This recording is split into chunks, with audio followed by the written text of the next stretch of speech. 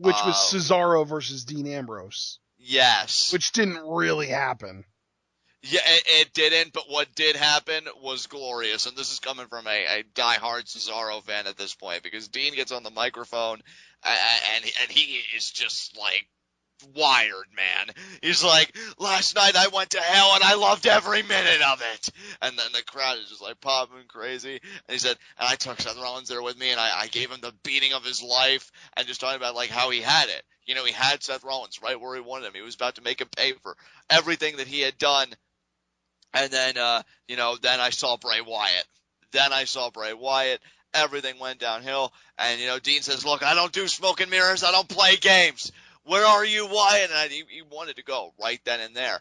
And he was so angry about the whole thing and just so jazzed up from the whole thing. He takes the microphone and he beats the bejesus out of Cesaro with it. I mean, he does not stop. Just shot after shot after shot after shot. And then when it looks like Cesaro's going to scramble away, Dean was on him. And then again and again and again. Like, I'm telling you, man, Dean laid Cesaro out. And then he gets back in the ring, and again, he poses the challenge. Come on, Bray! Come on, Bray, where are you? And then Bray shows up on the Titantron, and Bray Wyatt finally explains himself, Ashton. Yeah, I mean, Bray just basically said that he sees a lot of Ambrose in himself, or a lot of himself in Ambrose, I guess it would be. And he says that the world's not made for them, and he basically just tells Ambrose to run. This was really one of Wyatt's shorter promos, and even though it was one of his shorter promos, it was still incredibly wordy to get the point across. But really, the notable part about this segment was Ambrose introducing Cesaro to Open Mic Night. Yeah, man, and then I love when he tries talking on the mic again, and I legitimately thought he broke it, because he wasn't even really coming in at first, but then it turned out to be fine, because he really wailed on Cesaro with that microphone. But personally, I love Bray's promo here. I agree with you. It was one of his more succinct ones, but one of my favorite lines from the promo, and I have it pulled up here, they're both victims of a system that makes men torture. I really loved what he was imparting to Ambrose. I love the whole narrative. I think that they're going with this, that these two men are, just the two halves of the same reflection. And, I think it's going to be really something good. A lot of people said what they were looking forward to most about this program was the promos, and I think right out of the gate, it's living up to it. So I'm excited. I gotta tell you, man, I am not into this feud at all. Really? This Dean Ambrose Bray Wyatt thing, I am not feeling it, man. I feel like the only way for, like, super over the top babyface Dean Ambrose to work is if he's going against a super dastardly cowardly heel like Rollins, or the exact opposite side of the spectrum, a super over the top golden boy babyface like Cena. Like, Bray, to me, is too much of a gray area, and now we've just got two guys that are kind of work in that gray area going against each other, and the crowd isn't going to know who to cheer for. This is going to kill a lot of Ambrose's momentum. You really think so? That's interesting. I 100% think so, and if I could get away with saying it without sounding super arrogant and cocky, I would say I know so, but I won't. Well, we'll see, man. I very interesting alternative perspective, because I think you've seen it too. Across the board from where I've looked, people are so hyped for this just for so many reasons. Yeah, I've seen it on Reddit. I've seen it on Pwitoff. I've seen it on YouTube. I've seen everybody seems to be incredibly excited for this Dean Ambrose versus Bray Wyatt feud because, the promos are going to be great. But to me, what makes a promo great isn't just, that guy is really good at talking. It's all about what they're saying. The delivery it's 50-50. It's 50% delivery, 50% what they're saying. Because, like, even if you look at CM Punk, his delivery is probably the best that we've had in the last 10 years or so. But even if we go back to that Jericho program that I was talking about, when he has crap to say, and when I say crap, I mean literally like just bad, not compelling stuff to say. And then he says it, and then he finishes with his catchphrase. It wasn't a good promo. But we all know CM Punk's an amazing promo cutter, but we base that on the 2011 pipe bomb and the pipe bombs that he cut after that proceeding. But and we all know that Ambrose and Wyatt are both amazing promo cutters. I think that this feud is going to make Bray Wyatt look stronger.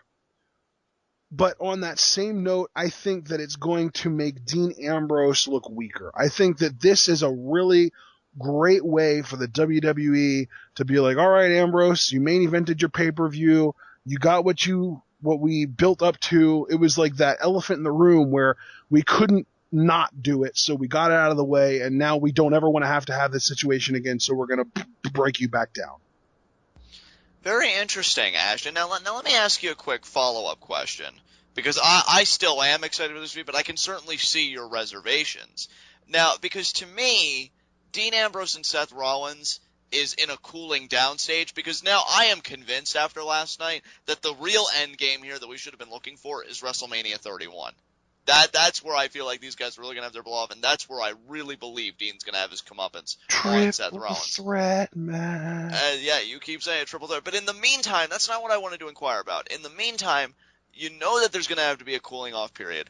Who would you have put Dean in a program with? Because to me, it seems like in our crowded class here, Bray seemed like the best fit. You really think Cena? I would have put him in a program with Cena, and yeah, obviously he would have had to lose to Cena, but I would have used the fuel that the WWE gave him tonight to have him target Cena. Because I don't think that the WWE even thought of it when they said, we're going to have John Cena versus Seth Rollins as our main event tonight. How is Dean Ambrose not super angry about that? Right. He had to work so hard to get his hands on Rollins, and now they're just going to give it to Cena. And Ambrose isn't going to have anything to say about that, really?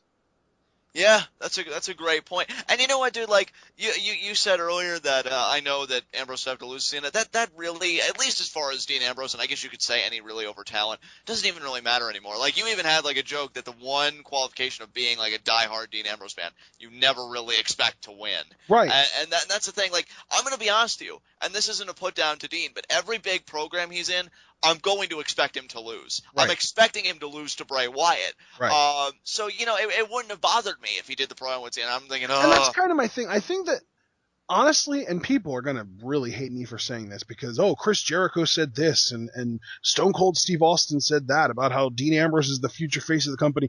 I think that within the next 3 to 6 months is when the iron will be hottest to strike for a Dean Ambrose heel turn. Yeah.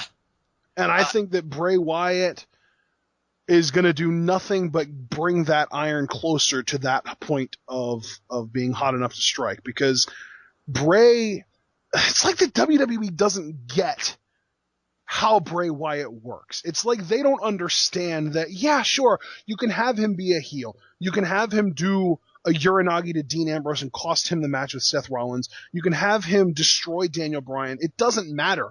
As long as he's cutting these promos and he has the entrance that he has with all the cell phone lights, and there's this great kind of mystique about him, he's not going to get other baby faces over.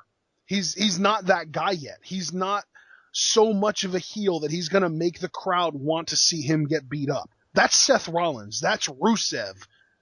But Bray isn't in that class. Bray is about 60% heel, 40% babyface at this point. And I would argue that Ambrose is the exact opposite. Maybe like 70% babyface, 30% heel. Whereas like, if you look at like John Cena, he is supposed to be 100% babyface. And Seth Rollins is supposed to be 100% heel.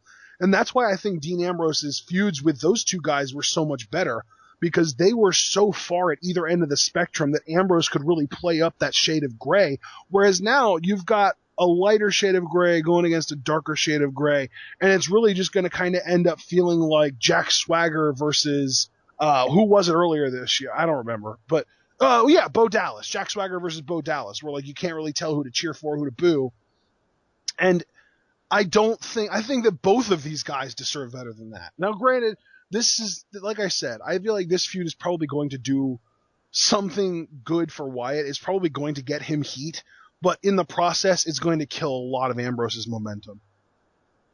I think you made a lot of excellent points, especially what really made me arch my eyebrows a little bit was the iron being hot for the Dean Ambrose heel turn in 3 to 6 months, because you have to be like they're just piling it on this poor guy. I mean, it's like you said earlier, he's had to work his tail off to get a match with Seth Rollins. He loses that match when he had it so well in hand.